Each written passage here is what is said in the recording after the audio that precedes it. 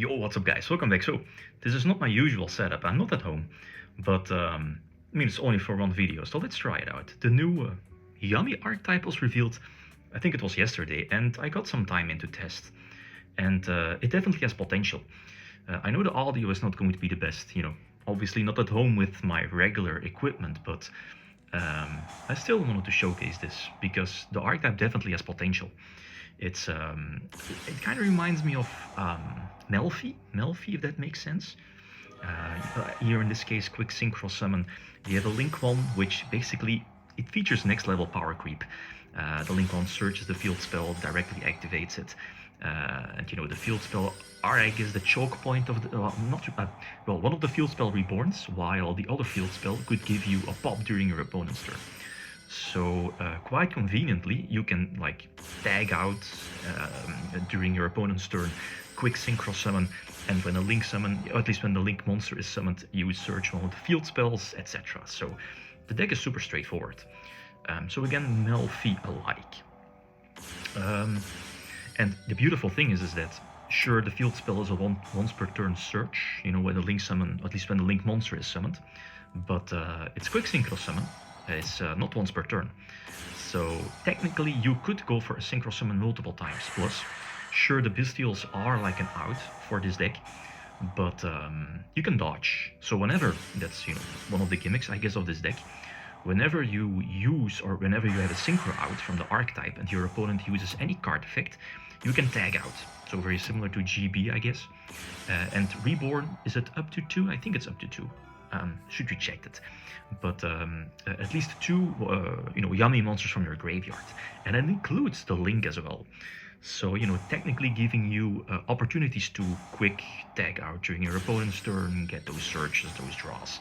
So super conveniently, and that's why I guess this archetype definitely has potential, because they get like a Stratos, that's this one, Cupsy, and then depending if they were tagged out or summoned off of a synchro summon effect or a synchro monster, right? You can pop a card, that's one of the other ones, and you can banish a card or send one from your, at least from your opponent's graveyard, back to their deck. Again, super convenient, right? That's basically the gimmick of this archetype. Marcher into Herald on first sight might seem awkward because you're sacrificing a synchro, but you see, obviously, Herald being an omni-negation. But here in this case, the beautiful part here is because you can quick synchro summon during their turn, you can reborn the synchro summon that here in this case, this is the double searcher. You're not dodging Ash, but you can tag out for another synchro that, you know, was left in your graveyard and was there because of the Herald summon, Marcher into Herald, and the link. Plus, that synchro can trigger again if your opponent activates something again. So you see that this deck snowballs into advantage rather quickly. And yeah, that's basically game right. The thing is that you'll see in a few moments, the deck definitely has a couple of choke points. At this current moment, I'm playtesting with Sinful Spoils. It kind of gives the deck, first of all, another body on field to potentially use for a link summon, basically either Little Knight or Masquerina. Little Knight is awkward because you need those, at least the extra monster zone for your link 1. But on the other hand, I mean, if you could just send back the fusion, right, and go for the omni-negation one. Nip is definitely a big card against this deck. And again, you could potentially, if you have the space, go for the Link Spider as a link 1 to, you know, continue playing, because very similar to Burning Abyss, all of these level 1s also can special summon themselves from your hand. But you need to control, what is it, a synchro, level 2 synchro, or a link 1. Basically this deck, right?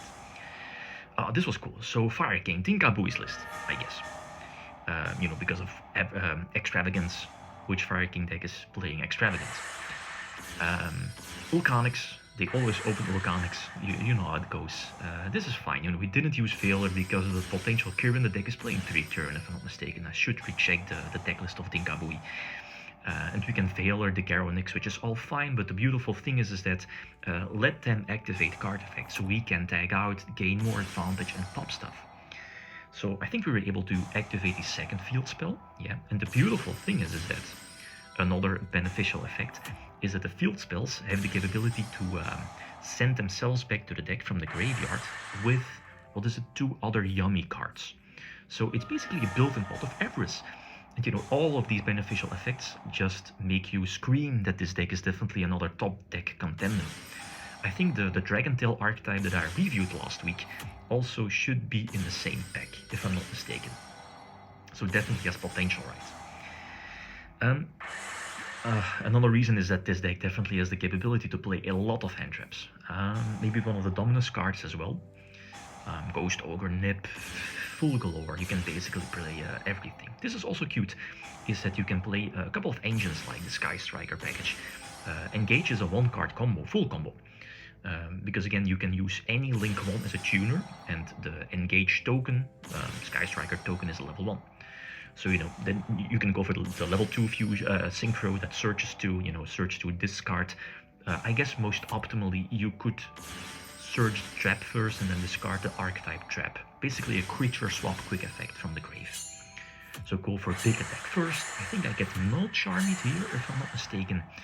And I think I'm just going to give them one draw. Yeah, Little Knight, banish yellow, and then again, if they activate any card effect, we can tag out with the synchros, right? And I already have a Link in the graveyard, so we can reborn it, activate the field spell. Combos you've seen before. The last one going second, and some choke points of the deck. I think Rizal opens perfect. I think we have to imperm, prevent the Fiendsmith package from, coming into play, probably. And tell them, okay, look, we have a lot of hand traps. So again, full combo, we need, I think Ash was used on Duo Drive. Problem is the Eclipse. So now I need to dodge multiple negations and potential interruptions and back row. So we try to go for the one card full combo. Now, how to kill the deck, as in this deck, Yummy deck. Prevent them from getting out Link once.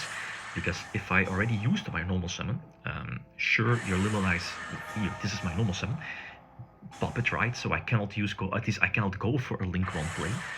But, that prevents me from extending, from having either a Synchro or a Link on field, Link 1, or a Synchro level 2. So now I'm basically stuck, and same for my field spell, the field spell that can reborn a Yummy from graveyard. You can only do that when you have a Link, I think, on field. Detonator just prevents that. So you saw the choke points. I mean, the deck snowballs really fast into advantage, but it sure has some weaknesses. But there's many solid effects, many good effects about this archetype that tells me that, what is it, this deck build pack, probably, or duelist pack, it definitely has potential. It has so many good effects, but it has some choke points. But next to Dragontail, it's definitely an archetype that has potential for being a top deck contender later in our format when we get these new cards. Okay, guys, that's it. Thanks for watching. Feel free to leave a comment or like if you enjoyed the video. Victim signing out. Peace.